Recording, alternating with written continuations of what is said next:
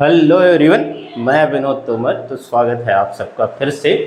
ठीक है, next video में। ठीक है, या कहें नेक्स्ट लेक्चर में। ठीक है, तो हम लोग 6-7 लेक्चर अभी तक कर चुके हैं, ये 8वां होगा। ठीक है, काफ़ी कुछ तो डिस्कस कर चुके हैं हम लोग इस टॉपिक के बारे में। आज जो है हम जो डिस्कस करें, वैसे मिडिल टर्म हमने लास्ट क्लास में किया था, मिडिल टर्म कैसे लिखते हैं उस पर कुछ क्वेश्चन करेंगे आज।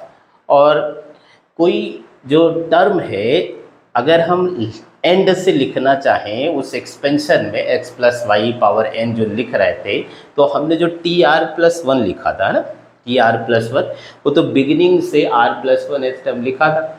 ऐसे ही अगर कोई मान लो फिफ्थ टर्म अपने से एंड से पूछता है तो फिर कैसे लिखेंगे, है ना। ठीक है, तो ये डिस्कस करना अपने को। तो इसको तो बहुत मतलब हम लिखना चाहते हैं, मान लो। ठीक है, इसको ऐसे समझे कि मान लो मेरे पास कुछ ऑब्जेक्ट है। ठीक है, ये मान लो कुछ ऑब्जेक्ट हैं। ठीक है, 2 2 4 2 6 2 8 2 10, मान लो टोटल 10 ऑब्जेक्ट रखें। अब अगर मैं पूछूं कि एंड से फोर्थ कौन सा है, तो एंड से फोर्थ, ये एंड से फोर्थ अगर पूछता हूं तो ये वाला है ना। अच्छा, ये बिगिनिंग से किस पोजीशन पे आया है अगर ये जानना चाहो तो देखो, काउंट करके देखो। तो 1 2 3 4 5 6 7, मतलब जो एंड से फोर्थ वाले पोजीशन पे है वो बिगिनिंग से सेवेंथ पोजीशन पे, एंड से फोर्थ पोजीशन पे, बिगिनिंग से सेवेंथ पोजीशन पे। तो मतलब अब यहाँ पर तो ठीक है कि 10 ही ऑब्जेक्ट रखा था मैंने, बड़ा आसान हो गया काउंट करना, है ना। यहाँ तो मुश्किल नहीं है। लेकिन अगर बहुत ज़्यादा सारे नंबर्स रख दिए, ऑब्जेक्ट रख दिए हमने, फिर ऐसे ही पूछ लिया, है ना, कि उधर से मान लो फिफ्थ वाला इधर से किस पोजीशन पे आएगा, तो कैसे निकाला जाए, है ना, कैसे निकाला जाए, ये बात समझने की कोशिश करो। तो टोटल कितने ऑब्जेक्ट हैं यहाँ पर अपने पास? 10।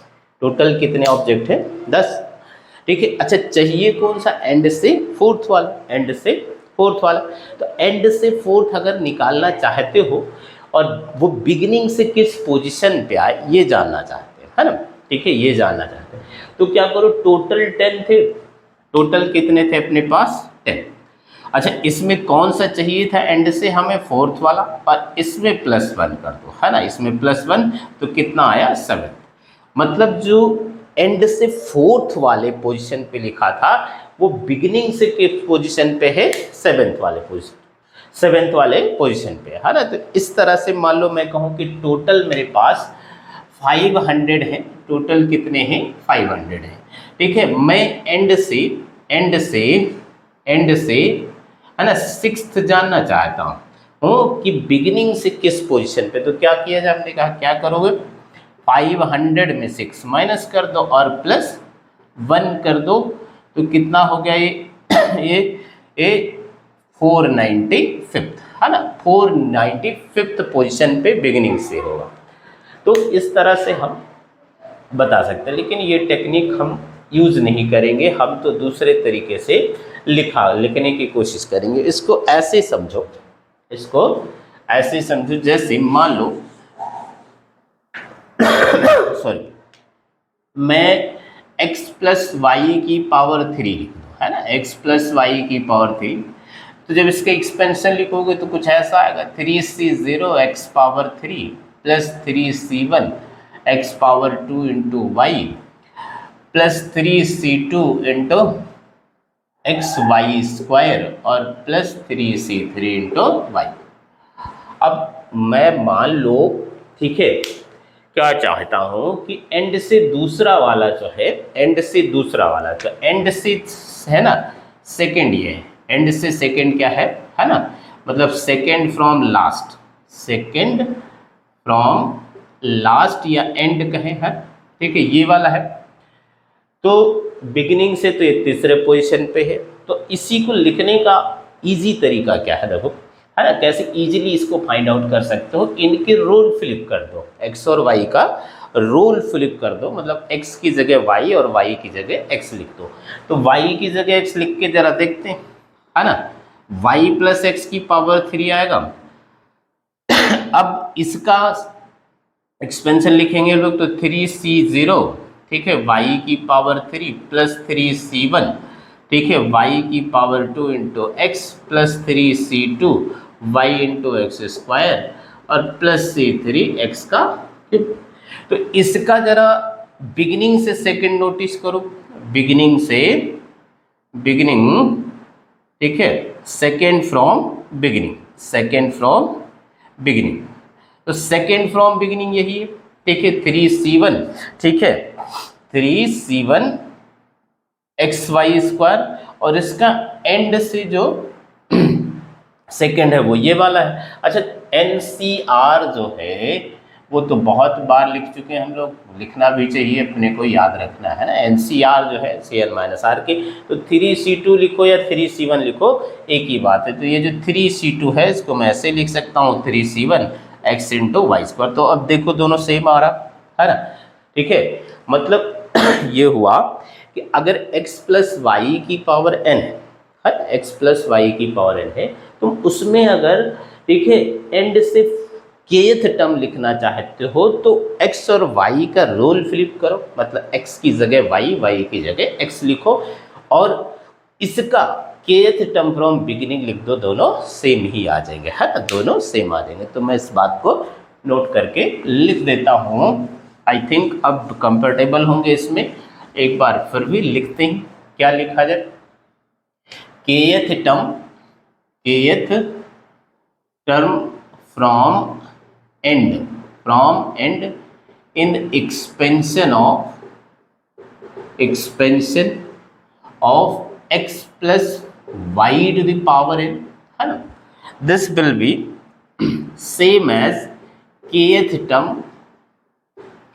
term from beginning in the expansion of y plus x to the power n, है ना। हमने क्या कहा, y और x के रोल इंटरचेंज कर दो, आ जाए, है ना। मतलब इसका एंड से kth टर्म लिखना है तो इसका लिखने की बजाय इसका kth टर्म लिखो, बिगिनिंग से दोनों सेम ही होगा, है ना। तो इस पे एक दो प्रॉब्लम करते हैं हम लोग जरा। जैसे ये कहा है, इफ रेशियो ऑफ, इफ ये क्वेश्चन है अपना, if ratio of seventh term from beginning and seventh term from and in the expansion of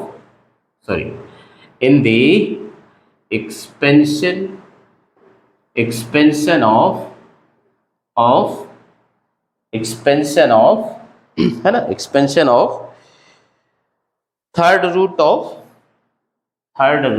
of 2 plus 1 upon third root of 3 to the power n is 1/6 find n, है ना। तो question समझते पहले, है ना, क्या कह रहा है कि ये जो एक्सपेंशन लिखेंगे, है ना, तो n+1 टर्म आएंगे, उसमें सेवेंथ टर्म बिगिनिंग से लिखो, है ना। अच्छा, सेवेंथ टर्म एंड से लिखो और दोनों का रेशियो अगर निकालते हो तो रेशियो कितना आएगा, 1/6 आएगा। तो अपने को n बताना है ना, कितना हो गया, n कितना होगा, ठीक है। तो बड़ी आसान सी बात है, सेवेंथ टर्म फ्रॉम बिगिनिंग तो इसी के एक्सपेंशन में लिख दो और सेवेंथ टर्म फ्रॉम एंड लिखना है तो हमने क्या कहा, x और y के रोल फ्लिप कर दो। तो इसको मैं ऐसे लिख लूँ, ठीक है, ऐसे लिख सकते हैं 2 की पावर 1/3 प्लस 3 की पावर -1/3 की पावर n लिख सकते हैं इसको, है ना। इसमें तो कोई परेशानी नहीं होनी चाहिए। अच्छा, अब सेवेंथ टर्म फ्रॉम बिगिनिंग लिखते हैं तो मान लो उसको मैंने T7 से डिनोट कर दिया, सेवेंथ टर्म फ्रॉम बिगिनिंग, है ना, फ्रॉम बिगिनिंग क्या लिखोगे, T7, है ना। सेज दिस इज T7 का मतलब T6 + 1, तो कितना आएगा ये NC6 पहला वाला नंबर 2 की पावर 1/3, 2 की पावर 1/3 इसकी पावर n-6। अच्छा दूसरा वाला नंबर क्या, ठीक है 3 की पावर -1/3 और इसकी पावर 6 है ना। तो थोड़ा सिंप्लीफाई कर लिया जाए तो कितना आ गया NC6, अच्छा 2 की पावर n-6/3 हो गया। अच्छा ये वाला कितना हो जाएगा 3 की पावर -2 है ना। मान लो ये पहला आ गया, ठीक है ये पहला आ गया। अच्छा फिर सेवेंथ टर्म फ्रॉम एंड लिखना है, तो सेवेंथ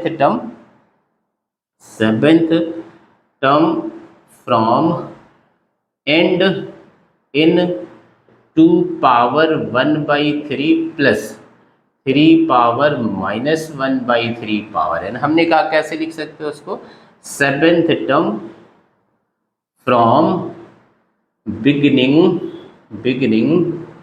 इन, ठीक है इनके रोल इंटरचेंज कर दो, मतलब 3 की पावर -1/3 प्लस 2 की पावर 1/3 इसकी पावर n है ना। तो इसका सेवेंथ टर्म लिख लेते हैं। मान लो मैंने T-7 से डिनोट किया उसको, तो T-7 मतलब T6 + 1 कितना आएगा, देखो बताओ कितना आ जाएगा NC6 इसमें लिखना है, ठीक है। तो अब क्या आ जाएगा, सॉरी ये हो अच्छा ठीक है इसमें लिखना है NC6 और 3 की पावर -1/3 और इसकी पावर n-6, फिर 2 की पावर 1/3 और इसका पावर कितना 6 है ना। थोड़ा सिंप्लीफाई कर लेते हैं, ये कितना आ जाएगा T-7 नाम दिया है इसको हम लोगों ने, कितना हो गया NC6 हो गया। अच्छा ये देखो कितना होगा 3 की पावर -n-6/3 और ये वाला 2 की पावर है ना कितना हो गया 2 हो गया, 2 की पावर 2 है ना। ये बात समझ आई। फिर से एक बार समझते हैं, क्या कह रहा है कि सेवेंथ टर्म फ्रॉम बिगिनिंग और सेवेंथ टर्म फ्रॉम एंड है ना, इनका अगर रेशियो लिखते हैं तो कितना आता है 1/6। तो अपन ने क्या कहा कि सेवेंथ टर्म फ्रॉम बिगिनिंग तो एज इट इज लिख दो, x + y पावर n वाले में लिख दो, लेकिन अगर सेवेंथ टर्म फ्रॉम एंड लिखना है ना, तो क्या करो x और y का रोल फ्लिप करो। तो ये x का काम कर रहा था, ये y का, तो हमने क्या करा इसकी एक्सपेंशन में देखो x की जगह y और y की जगह x लिख दिया है ना। इसके एक्सपेंशन में सेवेंथ टर्म फ्रॉम बिगिनिंग लिख दिया, तो इसके एक्सपेंशन में सेवेंथ टर्म फ्रॉम एंड आ जाएगा। अब क्या दे रखा है कि इनका जो रेशियो है ना, अपने को दिया क्या है तो लिख लेते हैं जरा,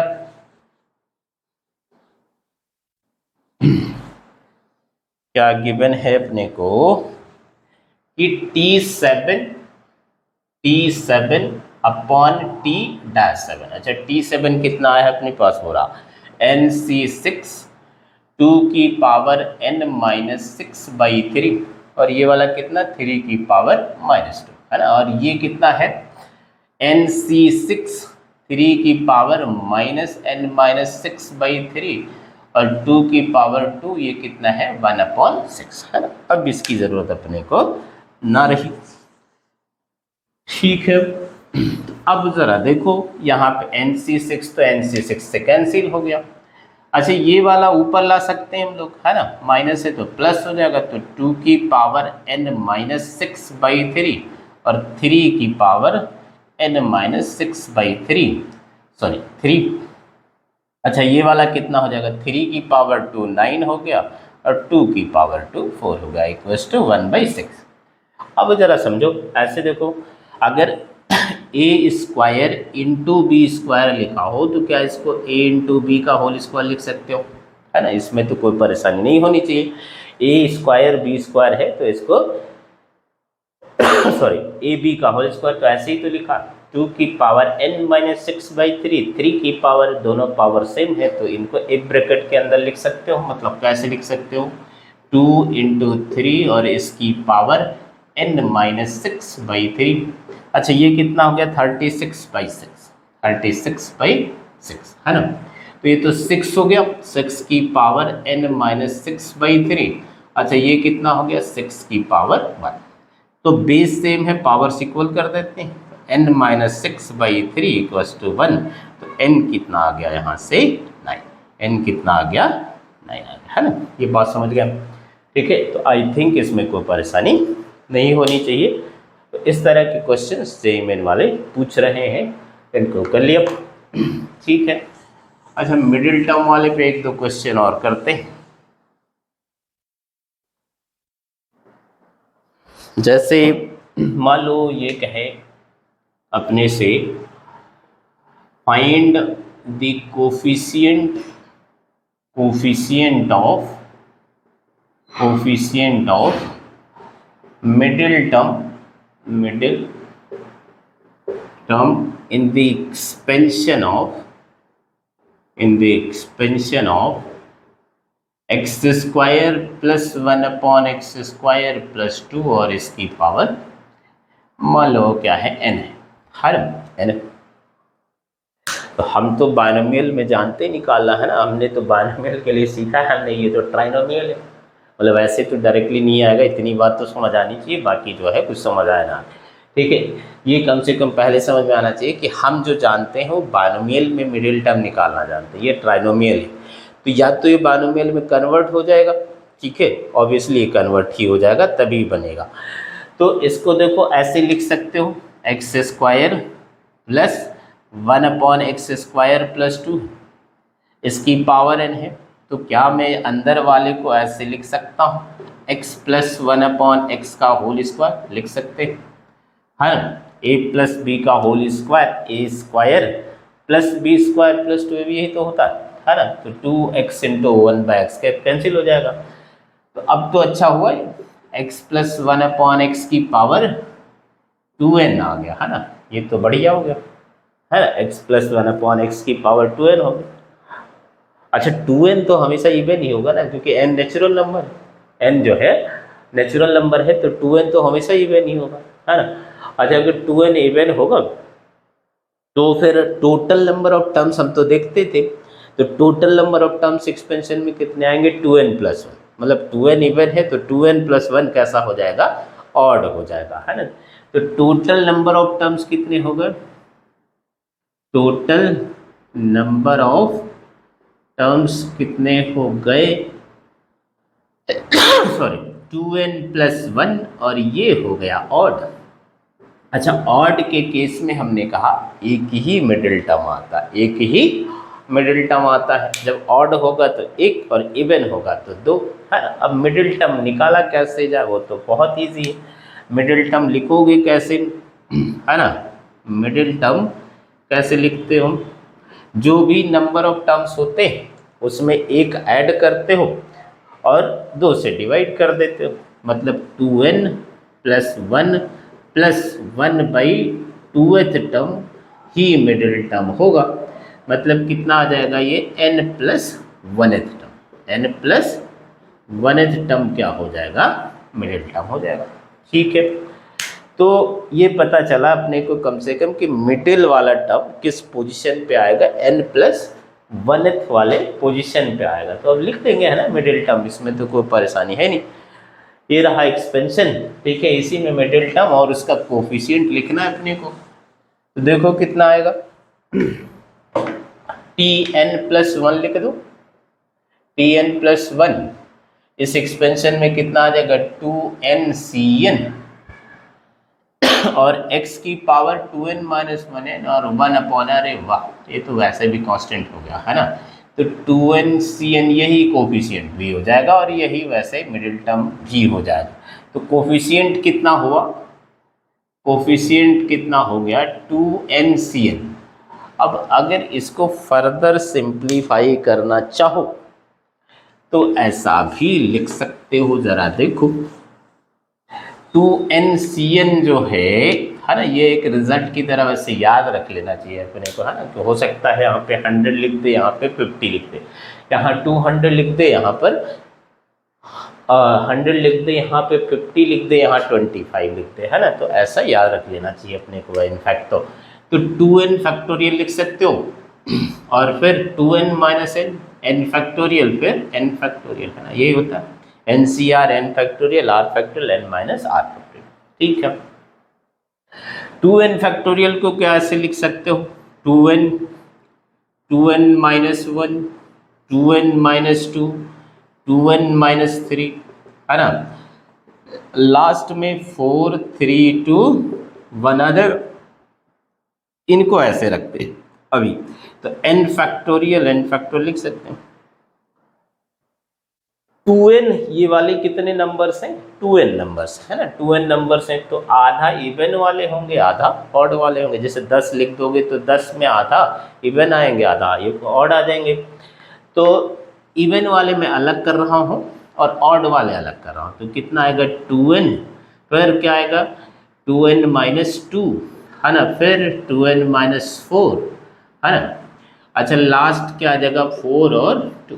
अच्छा ऑड वाले ऐसे ही लिख दिया मैंने 1 3 5, लास्ट कितना आ जाएगा 2n माइनस 1, यही आएगा, है ना, अपॉन कितना n फैक्टोरियल, फिर से एक बार, है ना, फिर से एक बार क्या समझा हमने 2n आया तो हमने कहा यहाँ पर हो सकता है 100 आ जाए, यहाँ पर 50 आ जाए, यहाँ पे 50 आ जाए, यहाँ 25 आ जाए, यहाँ 200 आ जाए, यहाँ पे 100 आ जाए। मतलब ऊपर वाला डबल है, नीचे वाला उसका हाफ है, ऐसे याद रख लेना चाहिए एक रिजल्ट की तरह इसको।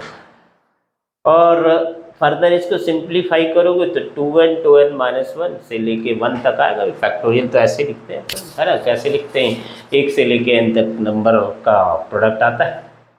अच्छा इवन वाले आधा इवन होंगे, आधा ऑड होंगे, तो आधा n इवन होंगे, n ऑड होंगे, तो मैंने अलग अलग लिख दिया।